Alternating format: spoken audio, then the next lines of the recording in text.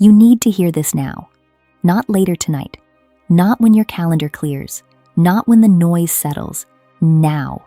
Because I am 90 years old. And there is something I understood far too late. Something so simple that when it finally became clear to me, I felt both embarrassed and furious.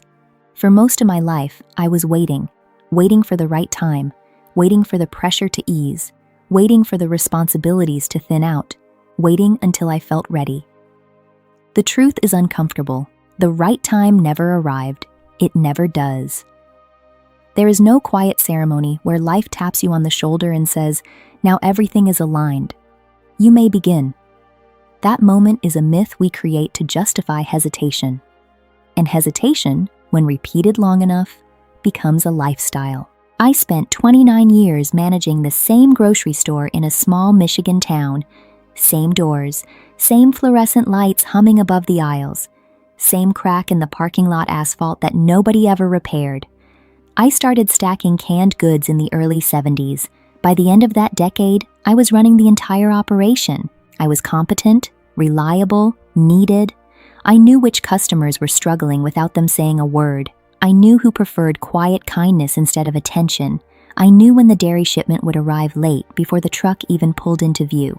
I carried that place like a responsibility carved into bone, and that was precisely the problem. While I was carrying the store, I was postponing everything else.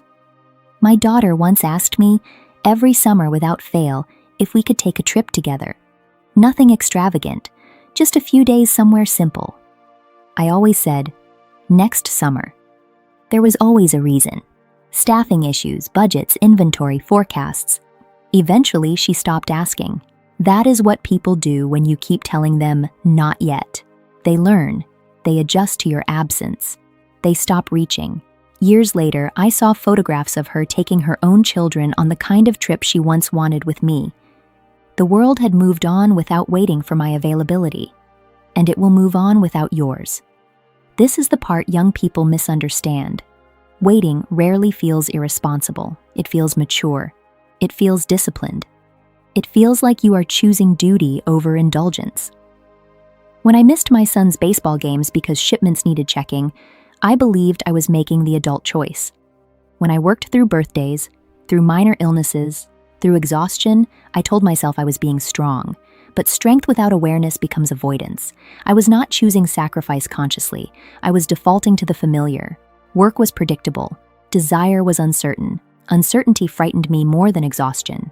I once bought a small watercolor paint set. I had seen a woman painting quietly at a craft fair, her face calm in a way I could not remember ever feeling.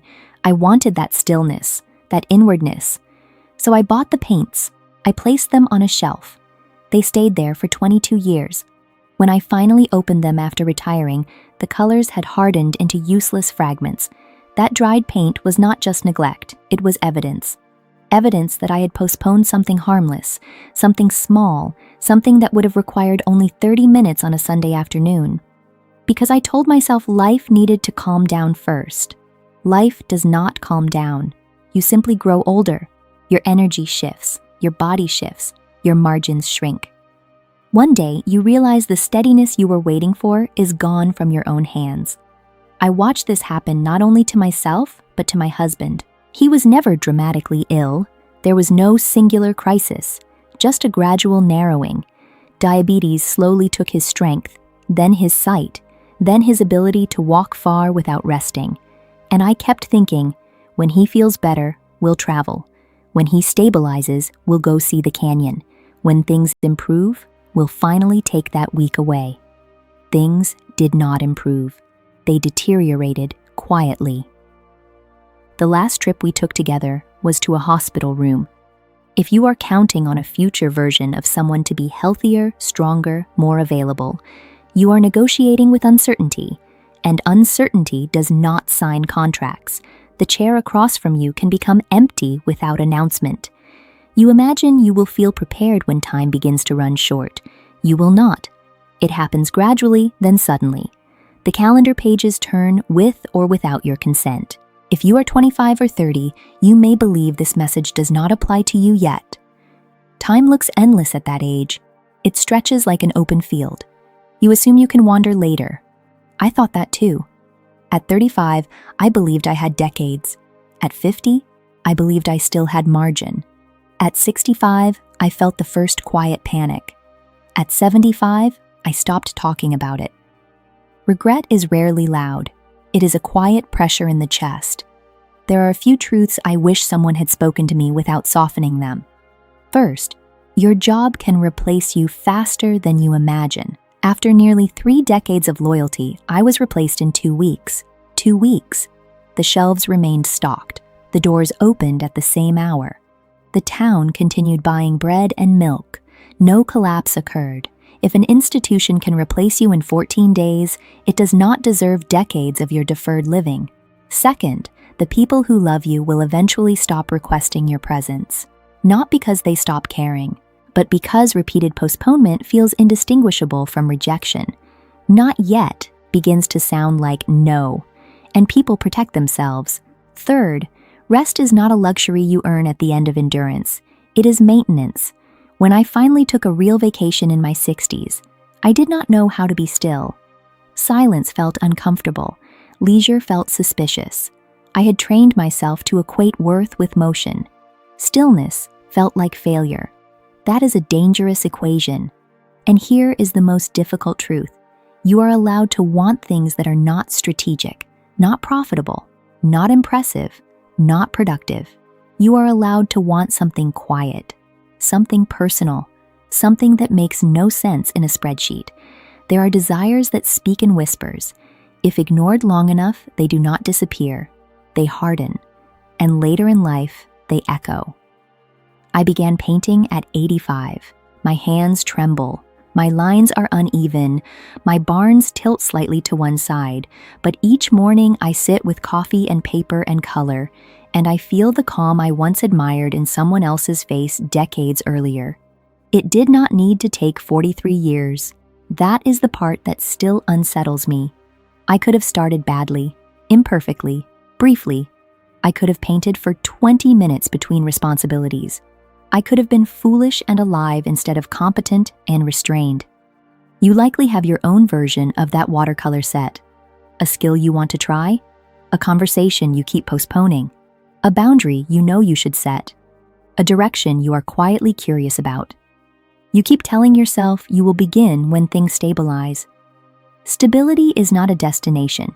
It is a moving target. What you call patience is often fear dressed in respectable language. I'll start when I'm ready. I'll do it when the timing is better. I'll focus on that after this season. Fear rarely announces itself directly. It disguises itself as prudence. But there is a difference between discipline and delay. Discipline is choosing what matters consistently. Delay is avoiding what matters because it unsettles you. You can feel the difference if you are honest. Waiting feels safe. Beginning feels exposed. And so many people choose safety for decades until safety becomes regret. Understand this clearly. Beginning does not require perfect conditions. It requires willingness. You do not need permission from your employer, your family, your peers, or the invisible jury in your imagination. You need only the decision to start small. Small is powerful. 30 minutes, one phone call, one lesson, one awkward attempt. You underestimate what accumulates over years. Just as regret accumulates quietly, so does meaning. The world will not pause while you prepare. It will continue. People will age. Opportunities will transform. Doors will close not because you were unworthy, but because time progressed. The question is not whether life will move. It is whether you will move with it. You can continue waiting for clarity, or you can create it through action. Clarity is rarely a precursor to movement. It is often the result. When I finally began painting, I did not suddenly become certain of anything grand. I simply felt present. And presence, I have learned, is more valuable than certainty. You do not need to redesign your entire life overnight. Radical change is not required. But postponing the quiet parts of yourself indefinitely is costly. Years from now, you will look back not at how efficient you were, but at how fully you inhabited your days. Ask yourself this carefully. If nothing about your schedule changed, if no perfect window appeared, what small step could you take this week? Not dramatically, just honestly. Waiting feels dignified. It feels like control.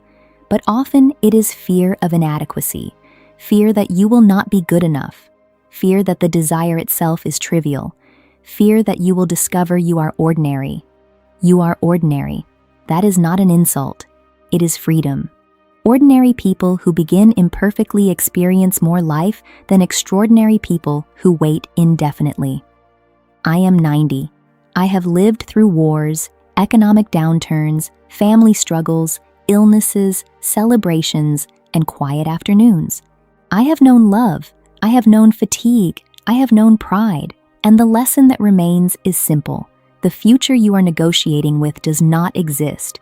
Only today does. The calm you are postponing is available in small doses now. The conversation you are avoiding will not become easier through delay. The creative impulse you suppress will not grow stronger in confinement. You can begin before you feel ready. You can act before you feel confident. You can rest before you feel deserving. You can love before circumstances feel ideal.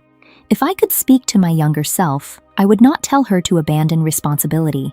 I would tell her to integrate her humanity into it, to paint on Sundays, to sit at the baseball game even if invoices waited, to take the trip even if the schedule felt inconvenient, to accept that nothing catastrophic would occur if she stepped away. Most disasters are imagined. Most regrets are real. There is a quiet discipline in choosing presence over postponement. Not dramatic, not loud, not impulsive, just steady. Start the thing you keep delaying. Call the person you miss. Rest without earning it. Create something small and imperfect. And understand this clearly. You do not need permission. You never did.